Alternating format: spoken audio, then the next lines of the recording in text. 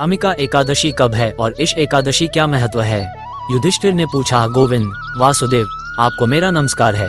श्रावण गुजरात महाराष्ट्र के अनुसार आषाढ़ के कृष्ण पक्ष में कौन सी एकादशी होती है?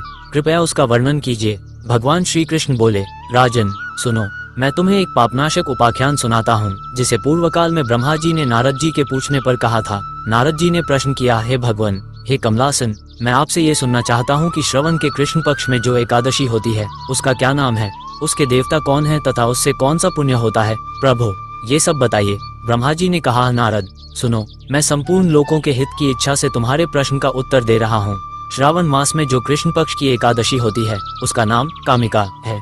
उसके स्मरण मात्र से वाजपेयी यज्ञ का फल मिलता है। उस दिन श्रीधर, हरि, विष्णु, माधव और मधुसूदन आदि नामों से भगवान का पूजन करना चाहिए।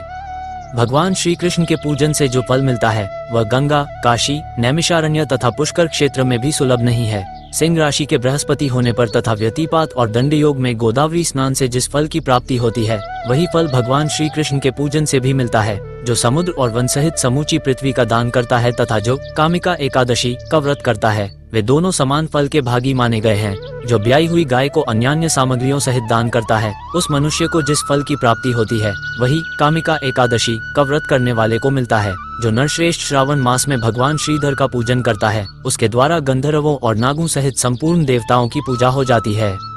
अतः पाप भीरु मनुष्यों को यथाशक्ति पूरा प्रयत्न करके कामिका एकादशी के दिन श्रीहरि का पूजन करना चाहिए। जो पापरूपी पंख से भरे हुए संसार समुद्र में डूब रहे हैं उनका उद्धार करने के लिए कामिका एकादशी का व्रत सबसे उत्तम है।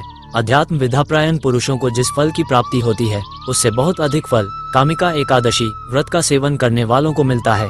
कामिका एकादशी का व्रत करने वाला मनुष्य रात्रि में जागरण करके न तो कभी भयंकर यमदूत का दर्शन करता है और न कभी दुर्गति में ही पड़ता है। लालमणि, मोती, वैदूर्य और मूंगे आदि से पूजित होकर भी भगवान विष्णु वैसे संतुष्ट नहीं होते जैसे तुलसी दल से पूजित होने पर होते हैं। जिसने तुलसी की मंजरियों से श्री केशव का पूजन कर लिया है उसके जन्म भर का पाप निश्चय ही नष्ट हो जाता है।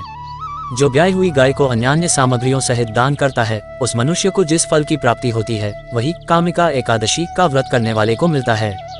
जो नरश्रेष्ठ श्रावण मास में भगवान श्रीधर का पूजन करता है उसके द्वारा गंधर्वों और नागों सहित संपूर्ण देवताओं की पूजा हो जाती है।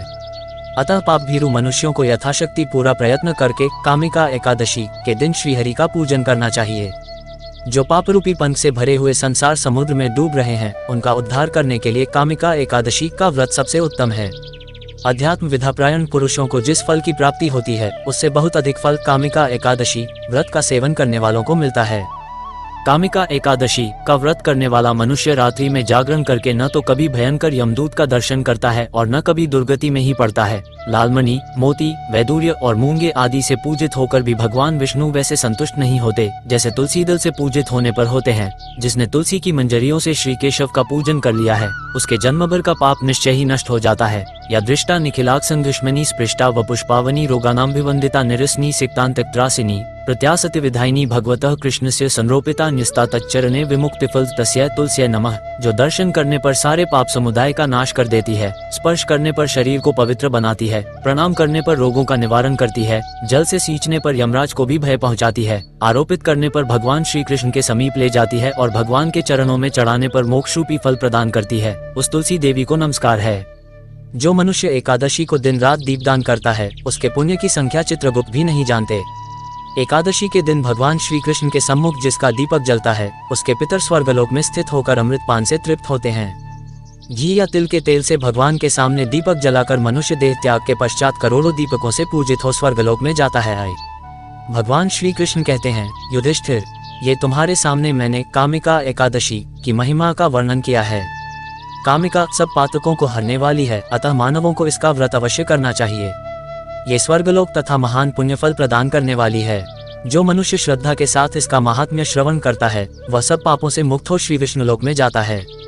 कामिका एकादशी की पूजा करने का सही तारीख है 21 जुलाई 2025 सोम सुबह 4:40 से उपवास का समय रहेगा और 22:04 से 7:08 अंतराल होगा।